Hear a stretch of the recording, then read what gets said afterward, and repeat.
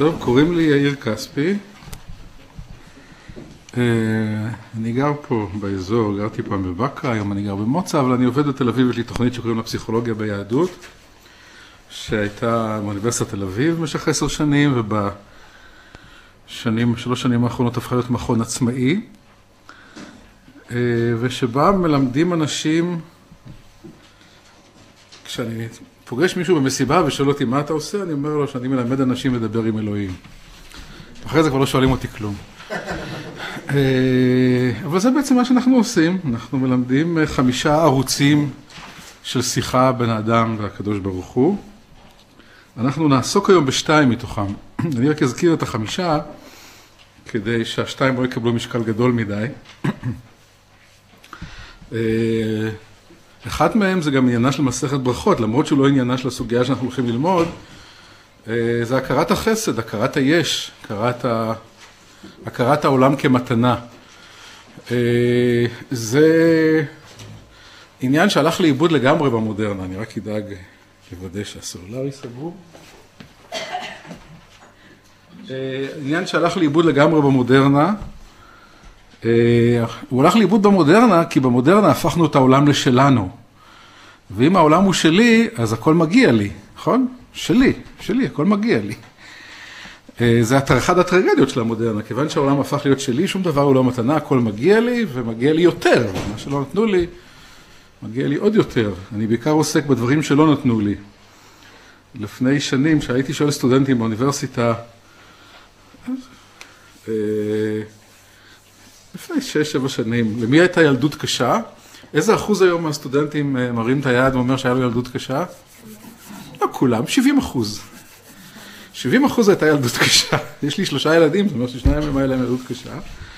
אני לא חושב שהיה להם ילדות קשה, ואני חושב שאנחנו חיים בעולם שהעולם הוא שלי ומגיע לי יותר, לא נתנו לי כל מיני דברים.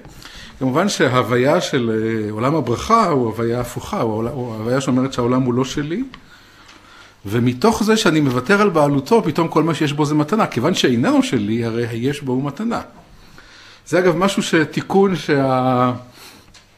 שהפסיכולוגיה החיובית עושה בשנים האחרונות באופן חלקי, אחרי שנים של פסיכולוגיה שלילית, אפשר להגיד, שעסקה בעיקר בפסיכופתולוגיה, באה הפסיכולוגיה החיובית שלה, 2 עשורים האחרונים, ואומרת לנו למשל שכדאי פעם ביום להגיד תודה על מה שאתה מקבל. תרגיל כזה קטן שמציעים לך, פעם ביום תגיד תודה על כל מיני מתנות קטנות שקיבלת היום. אני יודע, מתנות קטנות, אני יודע מה, הייתה ארוחת צהריים טובה, הילד שלי היה נחמד אליי, כל מיני דברים כאלה. הבעיה שמה שהולך לאיבוד בפסיכולוגיה החיובית, זה לא אומרים למי תודה. באופן הזה, התודה נהיית קטנה יותר, כאילו שהתודה היא לירקן שמכר לי את הירקות הטעימים. ולא התודה לבורא עולם, שיצר עולם שיש בו ירקות כאלה מופלאים ופירות כל כך נפלאים, שאני רשאי לאכול אותם. כמובן שמשהו בתודה הזאת נהיה קטן יותר, נהיה מצומצם יותר.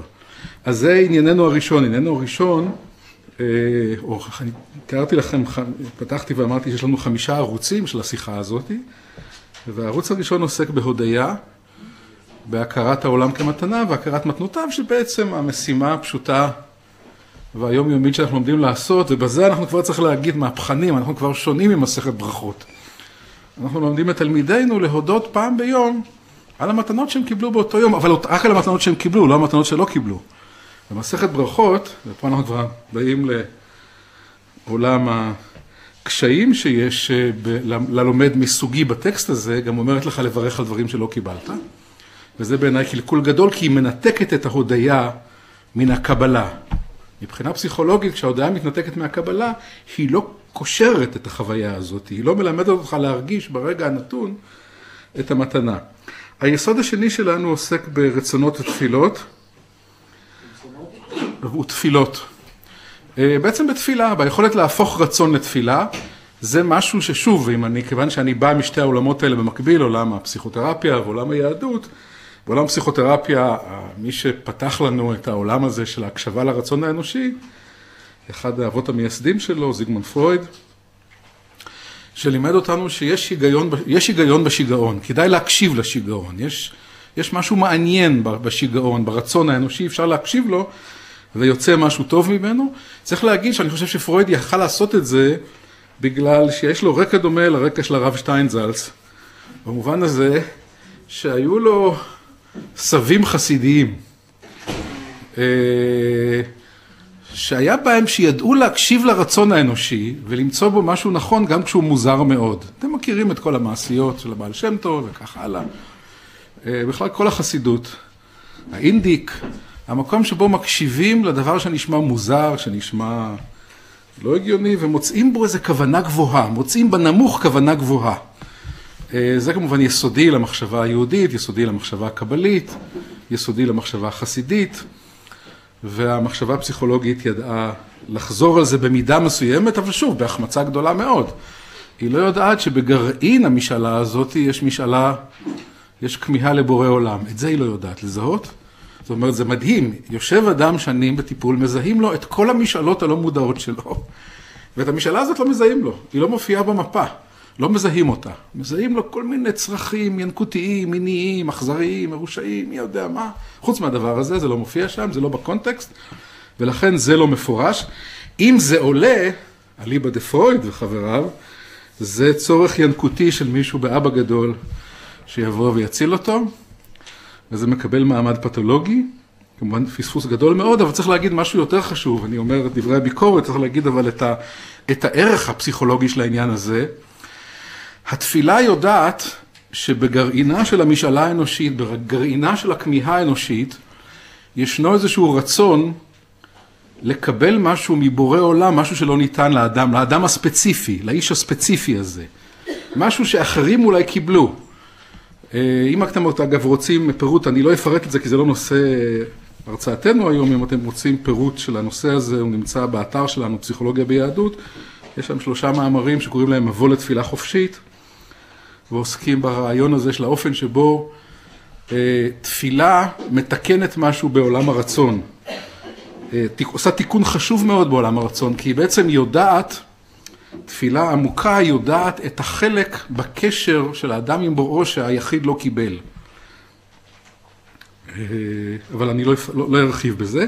היסוד השלישי שלנו עוסק בשקרים חטאים ועבודות אלילים, ואנחנו היום נעסוק בזה. עוד משהו שהלך לאיבוד גם לגמרי במודרנה, הלך לאיבוד במחשבה הפסיכולוגית המודרנית. יש מאמר של מרטין בובר משנות ה-40, סיכום של הרצאה שהוא נשא בכנס לפסיכיאטרים בארצות הברית, שמופיע בספר פני אדם שקוראים לו אשמה ורגשי אשמה. ואומר מרטין בובר לפסיכיאטרים, אתם מכירים רגשות אשמה נוירוטיים, מזויפים. אדם מרגיש אשם ואיננו אשם. מרגיש אשם, אני יודע מה כי כן. הוריו התגרשו כשהוא היה ילד, והוא חושב שהם התגרשו כי הוא לא היה ילד מספיק טוב. ואומר מרטין בובר, זה טוב מאוד, אכן זה רגש אשמה כוזב, נוירוטי, אדם לא צריך להרגיש את זה. אבל אומר להם מרטין בובר, אתם לא יודעים שיש גם אשמה אמיתית. שיש גם אשמת אמת. וב-1942, כשבובר נושא את ההרצאה הזאת, 41, אני לא זוכר בדיוק, הוא אומר להם, את אשמת האמת, אכן היא לא תפקידכם, היא תפקיד המחנכים.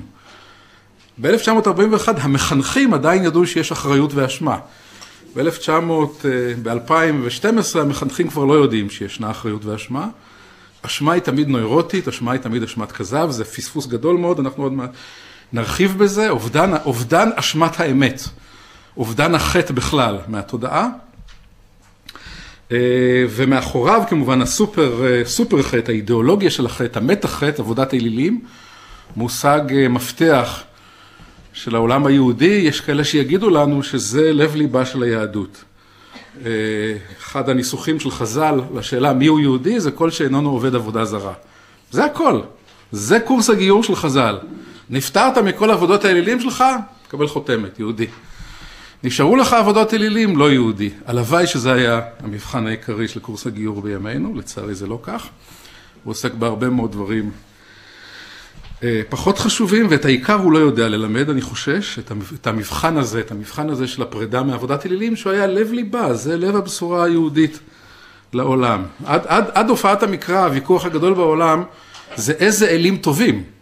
הוויכוח הוא איזה אלים טובים, או איזה אלים טובים לאיזה מטרה, או מה צריך להגיד לאלים כדי לתפעל אותם, וכך הלאה, אחת הבשורות המרכזיות למקרא זה שכל האלים רעים, וכל עבודת האלילים רעה, ולכן הוויכוח הזה הוא לא רלוונטי, ישנו דיון נפלא בספרות חז"ל שמספר על זה שחכמי ירושלים פגשו את הפילוסופים של רומא, ואמרו להם, הפילוסופים של רומא שהיו לוגיקנים, אמרו להם, אתם הרי מבחינה לוגית אומרים שהאלוהים שלכם הוא מעל האלים, נכון? אמרו חכמי ירושלים, כן, נכון. אם הוא מעל האלים, למה הוא לא מבטל? והוא מתנגד לאלים, נכון? הוא נגד עבודת האלילים. הוא נכון. אם כך, למה הוא לא מבטל אותם? הרי מבחינה לוגית, אם הוא מתנגד והוא מעל, הוא היה צריך לבטל אותם. והתשובה של חכמי ירושלים, מה התשובה? למה הוא לא מבטל אותם? הם לא קיימים, אין אלים בכלל. יש עובדי אלילים, אין אלים. זה שמישהו עובד את השמש, לא צריך לבטל את השמש בגללו. השמש איננה אל, השמש היא יצירה, עוד אחד, חלק מעולם היצירה. אין אלים, מה שיש זה עבודת אלילים. וזה כמובן לב התובנה העברית הזאת, שאין אלים בכלל, אין אלים, יש רק עבודת אלילים, ולכן המאבק בו. היסוד, וכאן המסע העיקרי שלנו, היכולת לזהות את האלילות. אנחנו קצת, אני אזכיר את זה בהמשך השיחה שלנו היום, אבל צריך להגיד שהקושי הגדול הוא שהאלים התחלפו. הגמרא שאני מחזיק בידה יודעת יפה מאוד להיאבק באלילי כנען, אלילי יוון ואלילי רומא. היא קצת מכירה את אלילי ימינו, היא לא מכירה את רוב אלילי ימינו. מרבית אלילי ימינו לא מופיעים פה. ולכן האתגר הגדול שלנו, שלצערי איננו עומדים בו, זה היכולת להרים את המפעל הזה, לחדש אותו.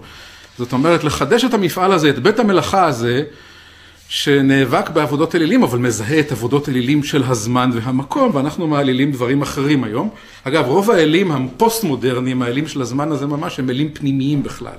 זה אני היכול, אני העשיר, אני המצליח, אני החכם, אני היודע, אני הנדיב, כל מיני כל מיני, לכן האל הזה מופיע בפנים בכלל, אין לו פסל בחוץ, יש לו פסל בפנים. והיכולת לזהות אותו, קודם כל אגב, מבחינת היכולת לפתור את המצוקה האנושית, הוא בעל ערך עצום, כי הוא ההסבר לשאלה, למה אני לא יכול להפסיק התנהגות איומה ונוראית שמזיקה לי ומזיקה לכל העולם. התשובה לשאלה הזאת, אני לא יכול להפסיק, כי האל הפנימי שלי אומר שצריך לעשות את זה. וכיוון שאני לא נפרד מהאל הפנימי, אני לא יכול להפסיק את זה. עד שאני לא מזהה שזה אל, אני לא יכול להפסיק את זה. זה היסוד השלישי. היסוד הרביעי שלנו, שגם יופיע היום בדיון שלנו, עוסק בשאלת הניסיון האנושי. אני מדבר כרגע על יסודות תוכניתנו. אני מספר לכם קצת מי אני ומה אני עושה, ודרך זה נתחבר לסוגיה שאנחנו הולכים ללמוד ביחד. המושג ניסיון המקראי, שחז"ל הפכו אותו ליסורים של אהבה. אני חייב להגיד לכם, אני מעדיף לאין ארוך את המושג ניסיון. יסורים של אהבה זה מושג מתקתק מדי, קצת בעיניי. קצת כזה שמגונן על בורא עולם, חס וחלילה, אם נחשוב שזה ניסיון, והוא אל נורא עלילה, אולי לא נרצה אותו, אז צריך כזה, הכל לטובה והכל לטובה. משהו שמתחיל כבר אצל חז"ל וממשיך ומגזים את עצמו יותר מאוחר, אבל ניסיון עוסק במקביל למה שהמחשבה הפסיכולוגית תקרא לו טראומה ופוסט-טראומה. זה המקום שבו אדם סובל מפציעה, שאיננה תוצר מעשיו, היא לא תוצר מעשיו, היא באה מבחוץ. אסון, מחלה, מלחמה, משבר כלכלי שפוגע בו, והוא לא תוצר מעשיו, הוא לא יכול לצפות אותו, הוא לא יכול לשלוט בו, הוא לא יכול לנהל אותם, אבל הוא צריך להתמודד איתו, הוא צריך להתגייס אליו. במובן שהיתרון של העמדה העברית, העמדה המקראית על העמדה הפסיכולוגית, היא שהוא רואה את הטראומה קודם כל כחלק מהתוכנית. זה לא תאונה, זה לא משהו שקרה במקרה, זה חלק מהתוכנית, ומתוך כך יש איזו הזמנה להתגייסות שאין במושג טראומה. צריך להתגייס לזה. זה חלק מהתוכנית שתישא את הדבר הזה. ועוד תיקון חשוב שיש במושג ניסיון, זה שהוא מעמיד את זה כחלק ממצבו של האדם בעולם. מצבו של האדם זה שהוא תמיד בניסיון. תמיד יש דברים שאיננו יכול, תמיד יש דברים שמנהלים אותו, אנחנו בהמשך ניגע בזה, אבל אני כבר מתקשה להתפתות ולא לשתף אתכם באמרה היידישאית, Mensch tracht und Gott lacht. האדם מתכנן ואלוהים צוחק, שזה לב חוויית הניסיון שהעולם המסורתי, המזרח אירופי עוד יודע אותו. אתה מתכנן, אבל מישהו אחר הוא בעל הבית, מישהו צוחק עכשיו. אתה חושב שאתה יודע איך יקרו הדברים, אבל מישהו צוחק כי הוא יודע שיקרו דברים אחרים. יותר טובים, יותר גרועים או אחרים, יקרו דברים אחרים. אתה לא בעל הבית העיקרי או הבלעדי של החיים האלה, ולכן יקרו דברים נוספים וצריך להתגייס אליהם. כמובן שהאדם שנושא איתו את העמדה הזאת, מסוגל להתגייס לאין ארוך יותר טוב לקשיי החיים שלו, כי הוא יודע שזה מצבו של האדם. זה קסמו של המחזמר שהפך להיות המחזמר המצליח ביותר של כל הזמנים בברודווי, אבל מחברו מספר, קראתי רעיון איתו לפני שנה, שבהתחלה היה קשה מאוד לשווק אותו, כי אמר לו, הוא הלך לזה, הוא כבר היה מחזה ידוע בברודווי, והוא הלך לכמה מפיקים ואמרו לו, תגיד לי, מי יבוא לראות מחזמר על חלבן יהודי בעיירה ברוסיה? מי יבוא לראות דבר כזה? נמכור את זה קצת להדסה, קצת לפדרציה של ניו יורק, ואחרי זה מי יבוא לראות את זה? וזה המחזמר המצליח של כל הזמנים, בברודווי, הוא מוצג בטוקיו, הוא מוצג בלונדון, הוא מוצג בכל העולם, כי יש שם איש שיודע את המשפט הזה. הוא כל הזמן עושה תוכניות, אתם זוכרים, הרי טוביה עושה תוכניות, איך הוא ישיא את בנותיו, ושום דבר מהתוכניות לא קורה, הכל קורה ההפך. וטוביה, בניגוד לנו, לא נכנס לדיכאון מהפוסט-טראומה שלו. כי הוא יודע שזה המצב האנושי. הוא ממשיך להיות איש עליז ושמח, כי הוא יודע שזה מצבו של אדם. אדם עושה תוכניות כל הזמן, וכל הזמן קוראים דברים אחרים. וזה בין היסוד קסמו, והיסוד המעודד והמשמח שיש בסיפור הזה. היכולת לשאת דווקא דרך האיש הפשוט הזה, חוויה שאנחנו המתוחכמים והמשכילים והשולטים והפלאפונים והכל לא יודעים לשאת אותה. את מצבו של האדם כמתכנן. באנגלית יש אגב קצת מקבילים לזה, באנגלית האמריקאית אומרים שהחיים זה הדבר שקורה בזמן שאתה עושה תוכניות. אתה עושה תוכניות, אבל קורה משהו אחר. זה כמובן הכל פרפרזות על מאמר משלי, רבות מחשבות בלב איש והצעת אדוני תקום. היסוד האחרון שלנו עוסק בחוויית הציווי, בתפקיד האנושי, בייעוד האנושי. זה לא, שוב, לא הנושא שלנו היום, זה נושא גדול ומסובך. אני רק אגיד ששוב, הנטייה הפוסט-מודרנית היא לעשות רדוקציה מזעזעת לייעוד, ולחשוב שייעוד זה בעיקר מקצוע. זה מקצוע או זוגיות, זה שני הדברים שהם ייעוד. זה או, אם אני לא מאושר, זה כנראה לא מצאתי את הייעוד שלי. זאת אומרת, אני או עובד במקצוע לא נכון, או נשוי לאישה לא נכונה. זה אחד מהדברים, ואני צריך לשנות או את זה או את זה או את שניהם, ואז יהיה לי את הייעוד שלי, ואז אני אהיה מאושר. זה כמובן רדוקציה מזעזעת, המושג ייעוד, המושג התעודה המקראי עוסק בתעודת האדם בכלל, במפעל הזה של הקמת התרבות האנושית, החברה האנושית, האדם יודע אלוהים, המפעל הזה של תיקון ההיסטוריה שהעם העברי לוקח על עצמו, שחלק ממנו, שכשאתה חלק ממנו יש חוויה עמוקה מאוד של ייעוד, אתה חלק מהמפעל הגדול והחשוב, ואז לא כל כך דרמטי השאלה אם תעבוד בדואר או תעבוד בבנק, זה לא כל כך חשוב, זה פחות חשוב השאלה הזאת, כי אתה חלק ממפעל הרבה יותר גדול וחשוב, זה משהו שהעולם המסורתי ידע לתת, התנועה הציונית ידעה לתת אותו, ואנחנו לא יודעים לתת אותו יותר. איבדנו את היכולת לתת אותו, היום אנחנו לא מייעדים יותר את ילדינו, מתישהו בשנות ה-80, סוף שנות ה-70, שנות ה-80, ופתאום נפתח לי איזה עולם מרתק ומעניין ומעמיק, ויותר מעמיק מכל הדברים שמצאתי עד לאותו זמן במחשבה הפילוסופית, במחשבה הפסיכולוגית. ומכאן התחיל מסע רחוק מאוד, אבל שחלק מהמסע הזה היה צורך להתחיל ללמוד יהדות, הלכתי ללמוד מחשבת ישראל. וכמה מורים חשובים שהיו לי במסע הזה, אחד המורים החשובים, אני רוצה לנצל את ההזדמנות להודות לו, הוא הרב שטיינזלץ, לא רק מבחינת יכולת התרגום של התלמוד לעברית והפרשנות של התלמוד, אלא גם משהו ברוח התרגום. יש לי תמיד הרגשה, הבוקר קראתי את המבוא שלו למסכת ברכות, יש לי הרגשה שהוא מכיר אותי כשהוא כותב. כשהוא כותב, מסכת ברכות היא המסכת הראשונה בסדר אמונה, עיקר עניינה של המסכת הצורות הרבות והשונות, בהן מבטא אדם מישראל את אמונתו. זה אמירה שיודעת, שמכירה אותי, את יאיר כספי יודעת, שמה שמעניין אותי זה לא להפיק מהלימוד הזה את הרשימה של הדברים שצריך להודות עליהם, ואיך צריך להודות, אלא להבין משהו מעבר ללימוד הזה, שיש פה צורות רבות ושונות בהן מבטא אדם את אמונתו, שיש לאדם צורך לבטא את אמונתו, ושנותנים לו צורות שונות, ומכאן גם צומחת האפשרות שהצורות האלה ישתנו, שהצורות האלה יגדלו. זה דוגמה, זה מערכת אחת של צורות שבהם אדם מבטא את אמונתו, שהיא חיבתי וכבודי אליה, היא בחלקה לא, היא בחלקה חסרה לי, בחלקה מיותרת לי ובחלקה חסרה לי. המשפט הזה מזמין אותי לחשוב במושגים האלה, ולא סוגר בפניי את הרשימה, אז אני שוב מבטא את הכרת תודתי. ועכשיו אנחנו נגיע לסוגיה. שוב, עוד מילה אחת לפני שנקרא אותה. כיוון שכבר הקראנו את המבוא הזה, ואנחנו יודעים שהמסכת עוסקת בדרכים שבהם אדם מבטא את אמונתו, צריך להגיד כבר עכשיו שהאיום הכי גדול על אמונתו של אדם, בעצם צריך להגיד שני איומים, אחד מהם לא מופיע פה. שני האיומים הגדולים על אמונתו של אדם זה הצלחתו וסבלו. הצלחתו הופכת אותו יהיר, כשהוא מצליח הוא חושב שהוא אלוהים, נכון? זה מה שהמודרנה גילתה.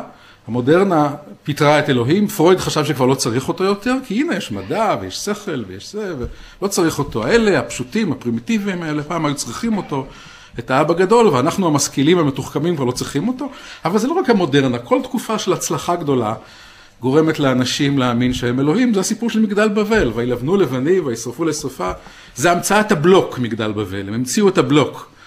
וכיוון שהם המציאו את הבלוק, עד לאותו רגע הם היו זקוקים לחומרים שבורא עולם יצר אותם, עץ ואבן וכה. ברגע שהם המציאו את הבלוק, הם הגיעו למסקנה, אנחנו והבורא באותו ליגה, אנחנו יוצרים את החומר, כמוהו אנחנו.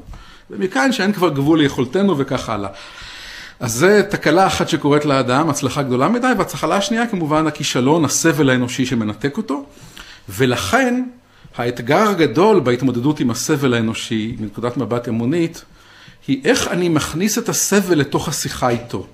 באיזה אופן הסבל מחבר אותי אליו ולא מנתק אותי, כי הסבל מנתק אותי, הרבה פעמים מנתק אותי, ובעצם הסוגיה שלפנינו תציג 3 מינים של סבל שמנתקים את האדם מבוראו, ומה שחשוב ויקר ונפלא בעיניי, זה שהיא יודעת לעשות הבחנה בין 3 הדברים האלה, גם הבחנה שהלכה לנו לאיבוד לחלוטין.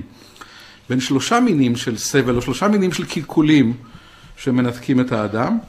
אמר רבא והתימה רב חיסדא, אם רואה אדם שיסורין באים עליו, יפשפש במעשיו. צריך להגיד, זה כבר מהפכה רדיקלית לתרבות זמננו, שאומרת שאם יש לך צרות, זה בגלל משהו שאתה עושה.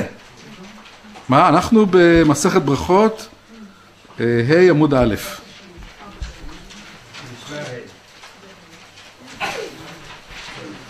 אמר רבא והתימה רב חיסדא, אם רואה אדם שיסורין באים אליו, יפשפש במעשיו. אנחנו אגב נקרא רק את המבוא, אנחנו נסתפק בזה, הפסקה הראשונה תספק לנו את כל צרכינו, כי יש פה כל כך הרבה פנינים יקרות שהם יספקו לנו, יעשירו אותנו.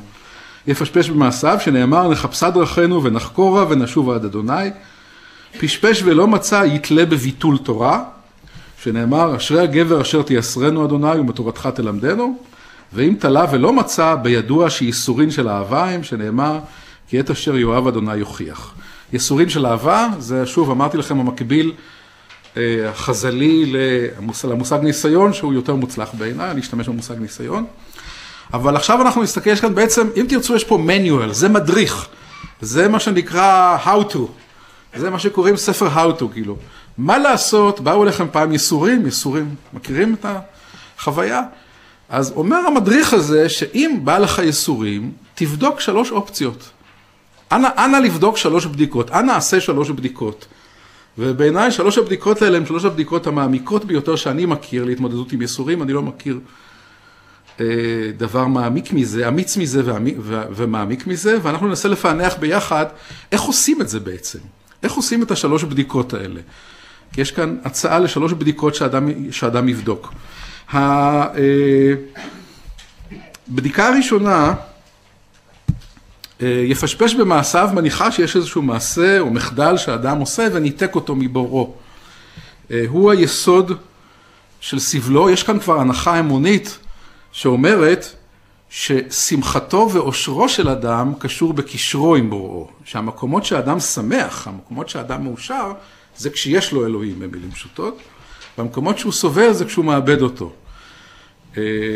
אם אתם רוצים אגב עוד מסלול, תיארתי לכם חלק מדורך העבודה שלנו, אחד הדברים שאנחנו עושים בתוכניתנו, אנחנו שואלים אנשים מתי הם היו מאושרים, מתי הם היו שמחים, מתי היית שמח, המילה מאושר פחות, המילה מאושר היא גם בסדר בעברית, כי היא לא ההפי האמריקאי, מאושר זה קיבל אישור, validated, קיבל אישור, שכבר רומז על זה שמשהו אישר אותך, מישהו אישר אותך, כיוון שקיבלת אישור אתה מרגיש טוב, מישהו אמר הוא בסדר.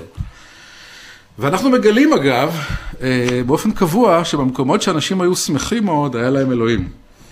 או נגיד כמה, ולא שהיה להם אלוהים, היה להם מעשה נכון שהם עשו, הם התמודדו, הם לא חטאו, הם קיבלו את החסד שהם, הכירו בחסד וקיבלו אותו, התמודדו עם קושי, עמדו בניסיון שלהם, נמנעו מן החטא שהם בדרך כלל חוטאים, צריך להגיד. הזכרתי קודם עבודות אלילים, מה שנעשה השבוע בתוכניתנו, אנחנו כרגע בפרק האלילות של התוכנית שלנו. אני אבקש מאנשים, אחרי שאנחנו עוסקים בכמה רגעים מאוד קשים שהיו להם בחיים, ונזהה את היסוד האלילי שפעל בהם, אני אבקש מהם להיזכר שוב ברגעים מאושרים, שמחים שהיו בחייהם, מתוך הנחה שברגעים האלה הם לא עבדו את האליל הזה. ברגעים האלה, לרגע קט, אני אתן לכם רק דוגמה לרעיון הזה, סיפור משנה שעברה, תלמידה שהיא, אני אזכיר אותה גם יותר מאוחר, או שלא, תלמידה שהיא אשת קריירה מאוד מצליחה, מנכ"לית מצליחה, עם הרבה מצוקות וזה, וכששאלנו אותה לפני שנה, תגידי, מתי היית מאושרת, מתי היית שמחה, אז היא מתארת רגע שבו חברה שהיא עובדת בה, ביקשה אותה ללוות איזה פרויקט לא כמנהלת, אלא רק כצופה. והפרויקט הזה התנהל בחול, היא הייתה צריכה לעבוד איזו קבוצת עובדים שעושה, ולא היה תפקיד שם, התפקיד היחידי שלה היה לקנות כרטיסים לסרט, לערב, והיא מתארת את זה כשבועיים הכי מאושרים בחייה. היא לא ניהלה כלום שם, כל החיים היא מנהלת. היא לא ניהלה כלום. וכשניסינו לפענח את זה, את השמחה הגדולה שהייתה לה, זה אגב שבועיים ששינו את חייה, כי משהו נפתח שם, היא פתאום הבינה, היא מצאה אלוהים בשבועיים האלה. היא פתאום הבינה שבמקום שהיא עסוקה בחשיבות שלה, בגדלות שלה, בתפקיד שלה, היא לא שמחה. במקום שהיא לראשונה בחייה הרשתה לעצמה להיות איש פשוט, להיות בתפקיד צנוע, היא הייתה נורא נורא שמחה, היה שמחה עצומה שמה בתפקיד הצנוע והפשוט. אז זה בעצם ההיפוך של מה שאנחנו עוסקים היום. אם רואה אדם שיסורים עליו, באים אליו יפשפש במעשיו, אם רואה אדם ששמחה באה אליו, זה לא מה שכתוב כאן, גם יפשפש במעשיו, ויגלה איזה חטא הוא לא חטא. בשמחה הגדולה יש איזו פרישה מן החטא שאני בדרך כלל כן חוטא. זה ההיפוך של העניין הזה. ההזמנה הזאת היא, הזמנה אגב שחסרה היום כמעט לגמרי במחשבה, היא לא חסרה לגמרי, נגיע לזה לאט לאט, במחשבה הפסיכולוגית המדברת, מה הלכתי, אני כבר הזכרתי את בובר שאומר שאתם מכירים את רגשי האשמה הנוירוטיים, אתם לא מכירים את רגשות האשם האמיתיים, את החטא האמיתי.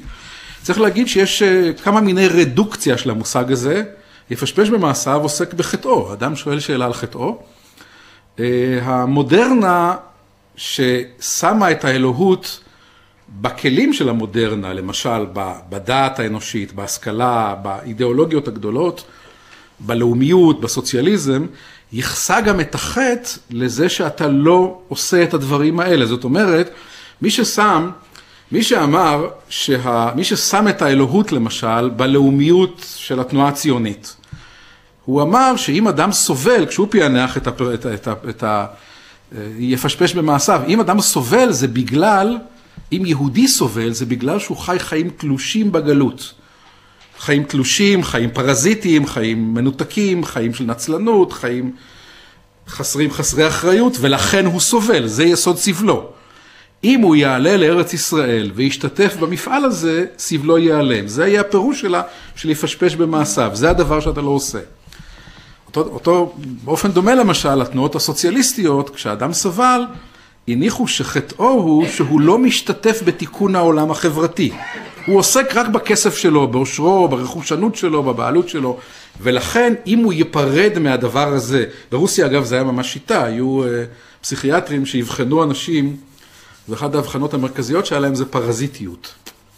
פרזיטיות כסיבה לסבל אנושית, כיוון שהאיש הוא פרזיט בנשמתו, הוא לא תורם, הוא לא חלק מהמפעל, הוא סובל, אם הוא לא יהיה פרזיט, הוא יתפטר מהפרזיטיות שלו, הוא לא זה, וככה בעצם כל אידיאולוגיה יחסה את החטא, כיוון שהיא העלילה את עצמה, יחסה את החטא לפרישה מתוך השיטה. אגב, זה אגב גם הפירוש הפרוידיאני. כיוון שפרויד הניח, כיוון שפרויד שם את האלוהות בתבונה, בשכל, בחקירה המדעית, הוא הניח שהסבל נובע מהבערות, אפשר לקרוא לה, הלא תבונית. נגיד, בדוגמאות המפורסמות שלו, אני יודע, פרויד טיפל בהרבה מאוד פציינטים כפייתיים, פציינטיות בעיקר כפייתיות, רוחצות ידיים כל היום. למה הן רוחצות ידיים? הן רוחצות ידיים כי הן מרגישות מלוכלכות. למה הן מרגישות מלוכלכות? הן מרגישות מלוכלכות כי יש להן פנטזיות מיניות. למה הן מרגישות פנטזיות? הן לא עושות שום דבר, רק פנטזיות. ואז פרויד בעצם, שהוא רציונליסט, מאמין שהתבונה, שחטאם, שסבלם של הפציינטיות האלה, הוא בגלל שאינן תבוניות. אם הן תבנה שהרחיצת הידיים היא כלי עלוב, לא יעיל כדי לפתור את רגשות האשם, א', ב', אם הן תבנה שרגשות האשם האלה אין פה אשמת אמת, זה אשמה נוירוטית, אתם זוכרים את בובר, זאת אשמה נוירוטית, אתה לא אשם על זה שיש לך פנטזיות, אם הן תבנה, אם נצליח להביא את התבונה לתוך המקום הזה, ייפטר החטא, ייפטר הסבל. החטא הוא המקום הלא תבוני. החטא נמצא במקום הלא תבוני, הלא רציונלי, בהתנהגות הלא רציונלית, ואם נצליח לרפא את ההתנהגות הלא רציונלית, גם ייפטר החטא ויוותר הסבל. עד כאן מבוא כללי למקומו של יפשפש במעשיו במודרנה. צריך להגיד שהעניין הזה עבד במידה מסוימת, כי יש בו יסודות של אמת, יש גרעינים של אמת בדברים האלה, לכן הם עבדו כולם. אבל לאט לאט הם התחילו ליפול, כיוון שזה שוב, העבודות האלילים המודרניות, ההשכלה, המדע, הלאום, הסוציאליזם, לאחרונה השוק החופשי, מתחיל ליפול ממכונו בתור אחד האלילים האחרונים שנשארו לנו, שאמר שאם רק משחררים את כל המוסרות ונותנים לשוק להתנהל חופשי לגמרי, כל העולם ייגאל, ואז יסתבר שגם זאת מפלצת שקמה על יוצרה, ויוצרת חמדנות, ויוצרת הרבה מאוד דברים רעים מאוד, ונצלנות, והרבה מאוד דברים רעים מאוד, אבל זה אותו חלק של אותו ניסיון של המודרנה, לשים כל פעם את האלוהות בדבר, שפיתרה את אלוהים, לשים אותו כל פעם בדבר אחר, למצוא אותו באיזו אידיאולוגיה. ושוב, לפי האמונה בשוק החופשי, אם האדם רואה שיסורים, אם מדינה רואה שיסורים באים עליה, זה אגב ביבי בסיאו, אם מדינה רואה שיסורים באים אליה, תפשפש במעשיה, ומה תעשה? תפריט הכל. כל היסורים בעולם זה בגלל שאין מספיק הפרטה. שיש חס וחלילה עדיין כמה דברים שהמדינה מחזיקה אותם ואחריהם. תפריט ותשחרר את כל המוסרות, את כל הפיקוח. כשלא יהיה שום פיקוח על שום דבר, אז יהיה טוב לכולם, כי תהיה יצירה גדולה מאוד וכולנו נהיה עשירים. מסתבר שזה לא ככה, קורה בדיוק דבר הפוך. שיש חלק מהאנשים נהיים מאוד מאוד עשירים, וחלק מהאנשים נשארים מאוד מאוד מאחור, וכך הלאה. זה לא משרת את הטוב הכללי, זה משרת את הטוב של קבוצה מסוימת. מה שקרה זה שכמובן שהאלילים האלה היו אלילים, הם נפלו לאט לאט, הסוציאליזם, הלאומיות, התבונה, ההשכלה, האמונה בתבונה שתפתור את הכל, השוק החופשי לאחרונה, והפוסט מודרנה בעצם שפיתרה את כל האלילים האלה, ביטלה אותם, שמה את האלוהים, איפה היא שמה אותו? בפרטי, באדם הפרטי. כל אחד הוא האלוהות, כאילו, כל אחד הוא האלוהות, ולכן מה שחשוב לדעת זה, מה חשוב לדעת? מה אני מרגיש? מה אני מרגיש? מה האמת הפרטית שלי, החד פעמית שלי? זאת אומרת, פה מושג החטא השתנה. אם רואה אדם שיסורים באים אליו, יפשפש במעשיו, וילך אל הפסיכולוג הפוסט-מודרני, וישאל, מה הוא ישאל? איפה אני לא נאמן לאני החד פעמי שלי? איפה אני חס וחלילה קיבלתי על עצמי איזו משימה מהמדינה, או מהאחריות החברתית, או מהשייכות שלי לעם, או מהשייכות שלי למורשת. זה כל המקומות שאני לא אותנטי, אני לא נאמן לאמת החד פעמית שלי, ולכן אני סובל. אם אני אהיה נאמן לאמת החד פעמית שלי, החד פעמית לאינטואיציה, לתחושות הפנימיות שלי, השבוע שמעתי איזה מישהי כזאת, יועצת לגברת אחרת שנמצאת במשבר גדול, אמרה לה, מה את מרגישה בפנים שצריך לעשות? והייתי מזועזע מזה, כי ראיתי שהגברת מספר 2, אני גם עמדתי פשוט בחנות, שמעתי שיחה, והיה ברור לי שהאינטואיציה במקרה הזה תוליך לאסון, כי האינטואיציה תוליך ליהירות גדולה מאוד. אם הייתה קצת ענווה וזהירות, יש אפשרות שימנע טרגדיה, אבל האמונה הזאת היא שזה בפנים נמצא, זה רק צריך להתחבר אל הבפנים שמה, ולמצוא את האמת החד פעמית, וכמובן שמה שהפוסט מודרנה עשתה, כיוון שהאמת היא חד פעמית ואישית, מה שהיא אסרה לגמרי, זה היא אסרה את השיפוטיות, היא בעצם שברה את כל הסרגלים. אין יותר שום סרגל, הסרגל הלאומי, כל הסרגלים שתיארתי קודם נשברו. אסור לשפוט אדם לפי מחויבותו ללאום, זאת אומרת, אסור לשפוט אותו למשל לפי השאלה אם הוא מתגייס לצבא או לא מתגייס או משתמט, אסור לשפוט אותו, זה לא שיפוט רציני, לא, כי אולי זה לא האמת הפנימית שלו, אולי זה לא באמת הפנימית שלו. אסור לשפוט אדם לפי אחריותו החברתית, כי גם אולי זה לא, שוב, אולי לא באמת הפנימית שלו, וכך הלאה, אסור לשפוט אדם לפי שום דבר, כל הסרגלים נשברו, והחטא הכי גדול שלה, אגב, זה החטא של להיות שיפוטי. באופן הזה, היא בעצם מונעת מהאדם את אחד מחבלי ההצלה הכי חשובים שלו. אין לו יותר את החבל שאפשר לצאת מהבאר. הוא בתוך הבאר, שקוע בבור, ואחד החבלים הכי חשובים שהסוגיה הזאת מציעה לנו, זה יפשפש במאסר, אבל אין לו את המקום הזה, כי אין יותר קנה מידה שאומר שאולי יש משהו שאתה עושה שהוא לא נכון, שהוא לא ראוי, שהוא הרסני לך והרסני לעולם, וכך הלאה. ועכשיו, אחרי שהראיתי לכם שאני לא שייך, שאני לא בא לפה כנציג של צד אחד של המפה, צריך להגיד שיש גם את הקלקול הדתי של החטא.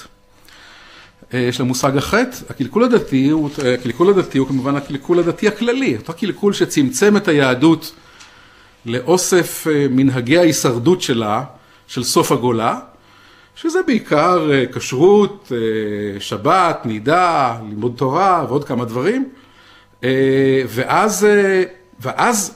ואז המושג יפשפש במעשיו מקבל משמעות ביזארית, יבדוק את המזוזות למשל. אם אדם רואה שיסורים באים אליו, יקפיד בכשרות, יפסיק לאכול מהסיבה הוא ילך אל היועץ, והיועץ יגיד לו, הסיבה שאתם סובלים בבית, אתם אוכלים כשרות של הרבנות הראשית, ולא כשרות של הבד"ץ. זה סיבת הסבל שלכם. או הסיבה שאתם סובלים זה שמישהו מחק לכם איזה רבע עוד במזוזה.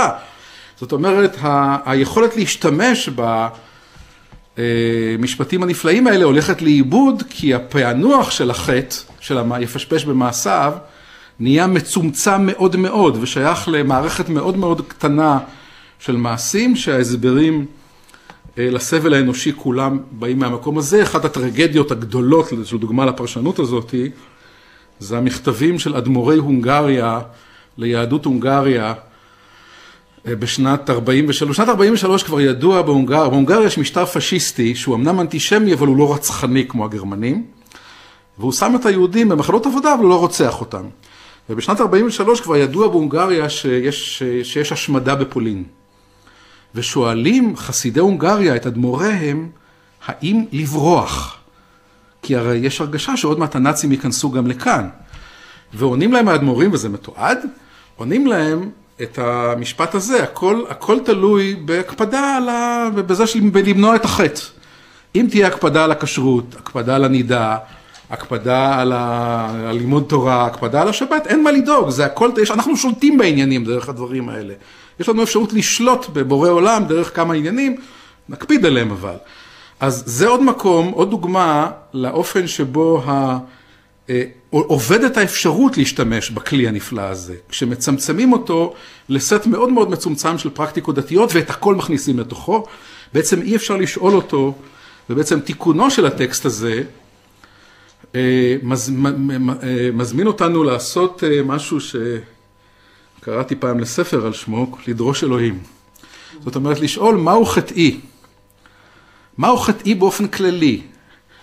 מהו החטא שאולי המסורת רומזת עליו? מהו החטא שאולי שיטות אחרות רומזות עליו? המודרנה, השכל, הלאום, האחריות החברתית. מהו חטאי בהרבה מאוד דרכים? ובאיזה אופן אפשר שחטאי יוצר את סבלי? או במילים אחרות היא הזמנה להיות שיפוטי, אבל לעשות מסע שבו אני שואל את השאלה הזאת כשאלה פתוחה. מהו חטאי שיוצר את סבלי? אגב, ברוב המקרים אני חייב להגיד לכם, זה נמצא די בקלות.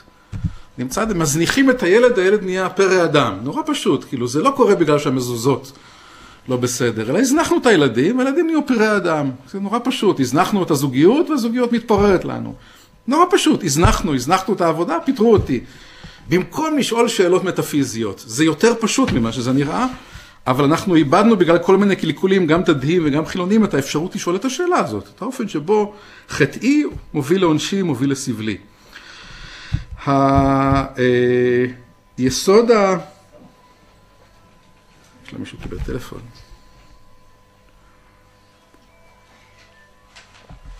היסוד השני של הפירוש פה, של הסבל האנושי, זה יתלה בביטול תורה. ששוב, אם כבר עסקנו בפירוש דתי מצמצם, הפירוש הדתי המצמצם שזה יגיד, הוא לא לומד בישיבה. הוא לא מקדיש מספיק שעות בשבוע ללמוד גמרא. ולכן הוא סובל. אני רוצה להציע לכם פירוש הרבה יותר רחב של המושג הזה. אני למדתי אותו את הדוקטורט שלי עשיתי בארצות הברית, ועסקתי שם בין השאר בהתמכרויות, והכרתי את קבוצות הצעדים. מכירים את קבוצות הצעדים? אלכוהוליסטים אנונימיים, נרקומנים אנונימיים, 12 הצעדים. אכלני יתר אנונימיים, מהמרים אנונימיים. יש היום באמריקה 10 מיליון חברים של הקבוצות האלה, גם בארץ יש עשרות אלפי חברים לקבוצות האלה. Workaholics Anonymous, Shopaholics Anonymous, Sex Addicts Anonymous, Gamblers Anonymous, כל מה שאתם רוצים יש לו אנונימוס היום. יש להם תוכנית שאגב בנויה על ניסיון לתרגם אמונה עממית בבורא עולם, ולכן גם יהודים יכולים להצטרף לזה, כי לקחו איזה כל מיני יסודות מקראיים כאלה, אבל הוציאו את ישו מהסיפור, ובפסיכולוגיה, כאילו משהו שמשלב איזה מין עבודה קבוצתית פסיכולוגית ביסודה, בתפיסה אמונתית. ושם בא אדם לקבוצה ואומר, אני מכור, אני שפוט שלה, לא יודע, הדבר הזה של האוכל, של הסם, של האלכוהול, של האהבה, של הקריירה, ואני ניסיתי הכל, הלכתי לכל מיני טיפולים, ניסיתי הכל, הייתי עם תרופות וטיפולים ואנליזה, לא עזר לי כלום. ואז אומרים לו, תשמע, אפשר להיפרד מזה, זה נורא פשוט. צריך לשנות 4 דברים. צריך לשנות את התפיסה הרוחנית שלך. יש לך משהו חסר בתפיסה הרוחנית. צריך לשנות את החיים החברתיים שלך, יש משהו מקולקל בחיים החברתיים שלך. צריך לשנות את החיים הפיזיים שלך, יש משהו מקולקל בחיים הפיזיים, יש עוד מימד אחד שאני כבר לא זוכר אותו, אבל הרעיון הוא שאומרים לו שהסיבה שאתה זקוק לאלכוהול או לסם או לאוכל או למה שזה לא יהיה, זה בגלל שאתה חי חיים של השתמטות. זה הביטול תורה כאן. אתה חי חיים של השתמטות. חייך הם חיים של בריחה. אם חייך הם חיים של בריחה, אז הסאבסטנס הזה נהיה נורא חשוב. אתה זקוק לאלכוהול כדי לשרת את הבריחה. או לאוכל, או להרזיה, או לקריירה, או לסקס, או למה שזה לא יהיה, או לקניות. אם במקום חיים של בריחה תחיה חיים של אחריות, זה כמובן שינוי עצום, מה שהם מציעים לו, תחיה חיים שמגמתם היא לקחת אחריות מרבית על חייך, האישיים, החברתיים, הלאומיים, פתאום תראה שאתה לא צריך את זה. וראה איזה פלא, אנשים שעושים את זה מספרים שזה מה שקורה. אבל זה כמובן הזמנה לתיקון עצום, שמניח שסיבת הסבל היא לא בחטא ספציפי, זה לא שפיטרו אותי מהעבודה כי התרשלתי, כי זלזלתי בעבודה, או אני יודע מה, הנישואים שלי נרסו כי לא השקעתי בזוגיות, אלא שקורה משהו לאדם, וסיבתו היא מגמה כללית של השתמטות, היא חיים של השתמטות. יש פה איזו אחריות על המצוקה, על הסבל, על החיים, ואדם חי חיים של השתמטות. אגב, האסוציאציה המקומית שלי לרעיון הזה, הוא ההיסטריה שהייתה בסוף השבוע בעיתון הארץ. ראיתם את הכותרת הראשית ביום שישי בארץ? כותרת הראשית בארץ זה 80% מהישראלים מאמינים באלוהים. זה הכותרת הראשית. העיתון היה מזועזע. זה אגב, חדשות ישנות מאוד, זה תמיד היה ככה. אני לא יודע מה הם מתרגשים, אני שנים עוקב אחרי המחקרים האלה, והתשובות הן כמעט תמיד. שואלים אנשים, יש אלוהים? 3 אפשרות, יש אלוהים, אין אלוהים, אולי יש, אולי אין.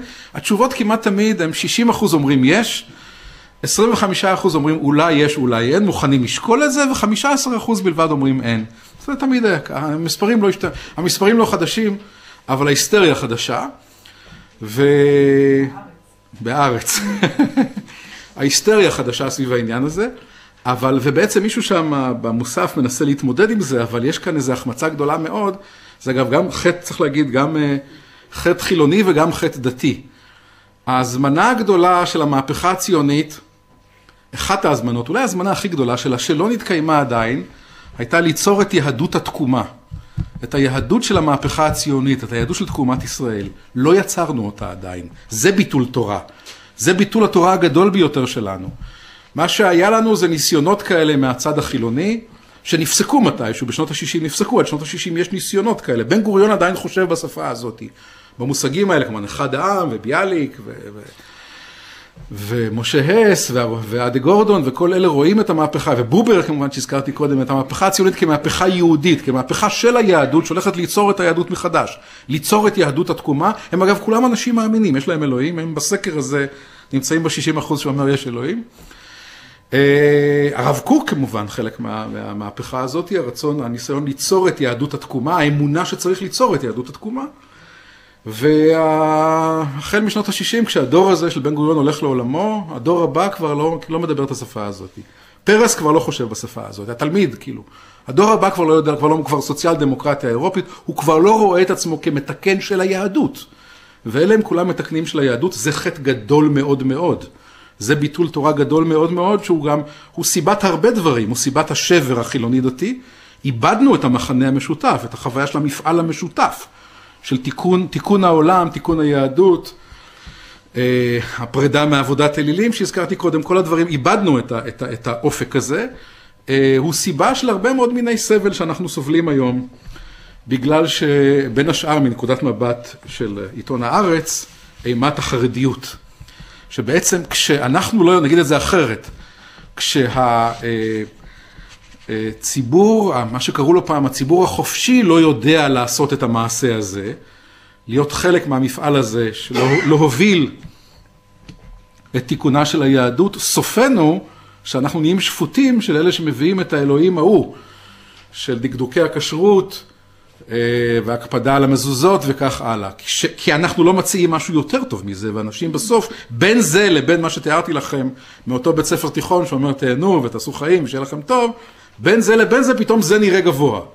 פתאום הדבר הזה נראה גבוה. זה חטא גדול מאוד, זה ביטול תורה.